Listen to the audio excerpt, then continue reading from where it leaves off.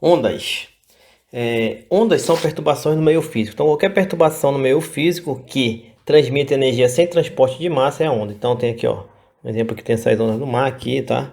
Então, uma gotinha caindo na água aqui forma essas ondas aqui, ó, circulares, tá certo?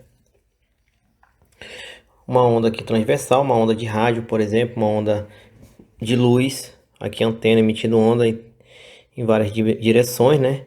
Ondas transversais em todas as direções, né?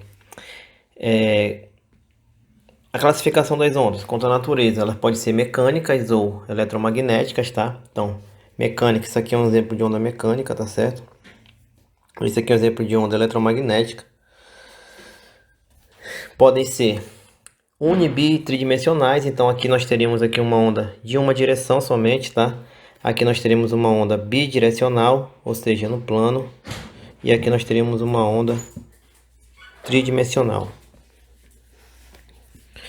Quanto à vibração, nós temos dois tipos, transversais e longitudinais. As transversais, elas vibram no sentido transversal. Então a onda ela faz esse sentido. Então isso aqui é uma onda transversal.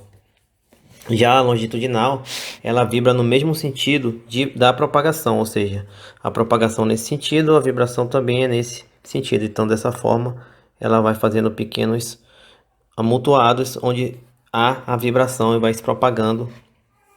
Então nós temos a vibração na mesma direção, tá? Então, se você olhar aqui, ó, vibração, propagação, forma um ângulo de 90 graus. Então, quando você vê isso, ele é onda transversal. Quando não tiver a mesma direção, são ondas longitudinais. Propriedades de uma onda.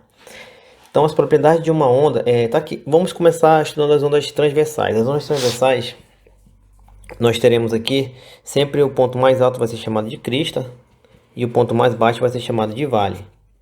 A distância entre duas cristas ou entre dois vales é chamado de comprimento de onda, tá certo? Então só é medir aqui com uma régua essa distância aqui. Isso aqui vai ser chamado de comprimento de onda.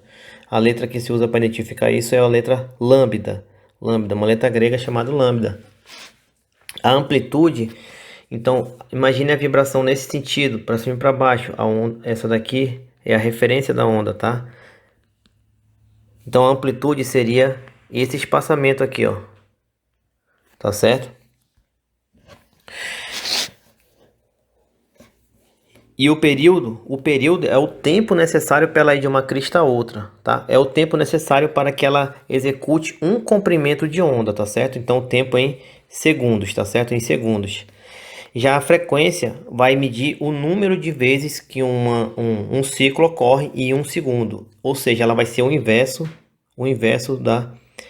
do período, tá? Então período e frequência são coisas inversas, tá certo? Então a frequência ela é o inverso do período, ou seja, 1 dividido pelo período.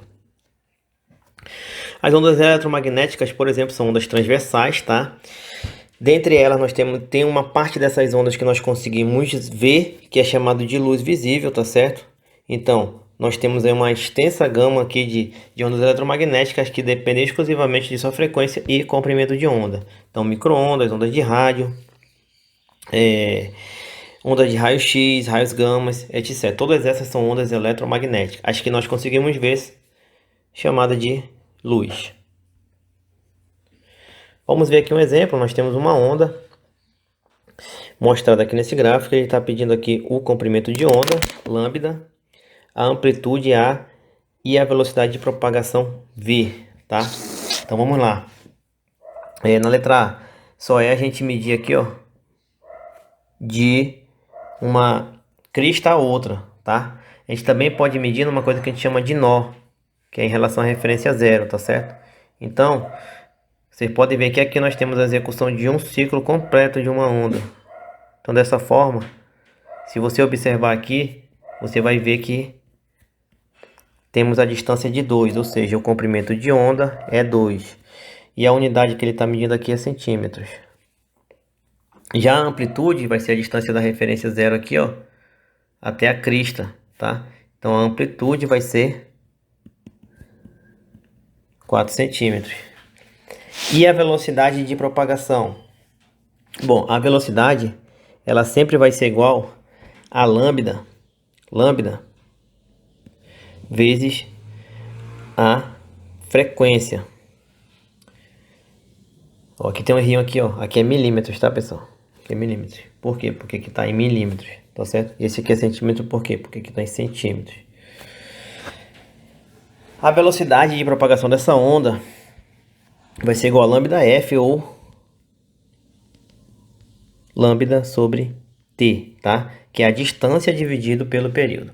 Bom, aqui ele não disse, mas o tempo necessário aqui, o período necessário aqui para que haja um ciclo é de 1 segundo, tá certo? 1 segundo.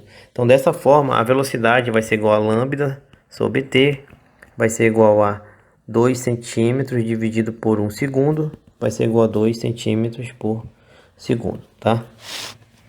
Então, ele não disse aí, provavelmente eu peguei o exemplo e não vi, mas eu estou citando aqui que ele seja 1 segundo, tá? Se for 2, se fosse 2 segundos, né? Vou botar de outra cor aqui, se fosse 2 segundos.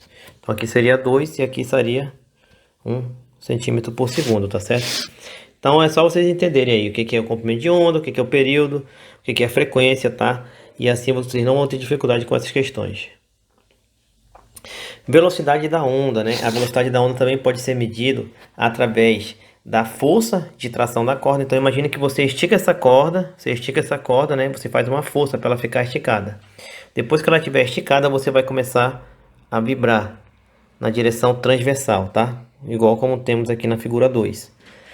Quando você faz essa força, a partir dessa força você pode calcular a velocidade que vai ter essa onda aqui, ó. Como? Através dessa fórmula, raiz quadrada de força sobre μ, né? Que essa letra grega μ aqui vai representar aqui a massa da corda dividido pelo comprimento, que é chamado de densidade linear da corda, tá? Em quilogramas por metro, tá certo? Então F vai ser a força que traciona a corda e esse μ vai ser m sobre L. Então você pode escrever também dessa forma: velocidade é igual a raiz quadrada de F vezes L dividido por m, né? Onde L é o comprimento, esse comprimento aqui, ó, da corda, né? E o m é a massa da corda. Bom, esse L tem que estar em metros, essa massa tem que estar em quilogramas e essa força tem que estar em newtons, unidade do SI, Sistema Internacional. Dessa forma, a velocidade vai estar em metros por segundo. Reflexão de ondas. A reflexão das ondas, elas podem ser tanto com inversão de fase ou sem inversão de fase, né? O que é inversão de fase? Então, imagine essa onda que ela está se propagando aqui, ó. Ela tem esse formato, tá? Quando chegar bem aqui, essa parte aqui, ó, vai para o outro lado, só que ela vai inverter, ó, ela tá em cima e ela vai inverter aqui, ó.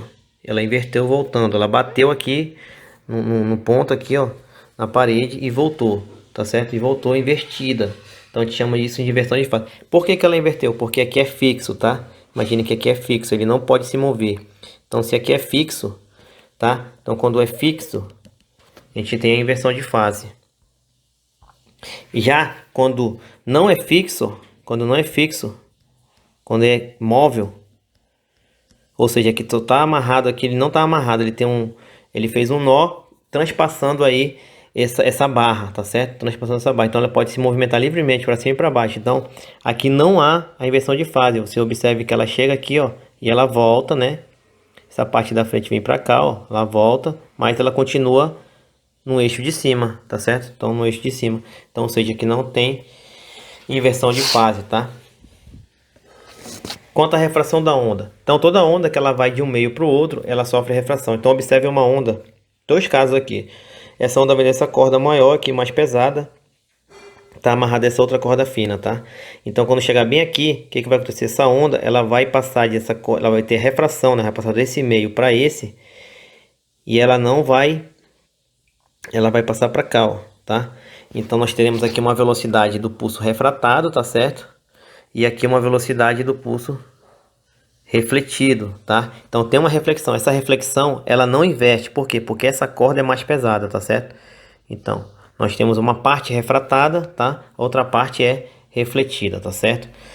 Já se for o contrário, imagine que vendo o cabo mais fino mais leve para cá. Então o que vai acontecer? Parte vai ser refratada, ó, parte vai ser refratada com velocidade de refração e parte vai ser refletida, só que agora vai ver a inversão de fase. Por quê? Porque essa corda aqui é mais pesada, tá certo?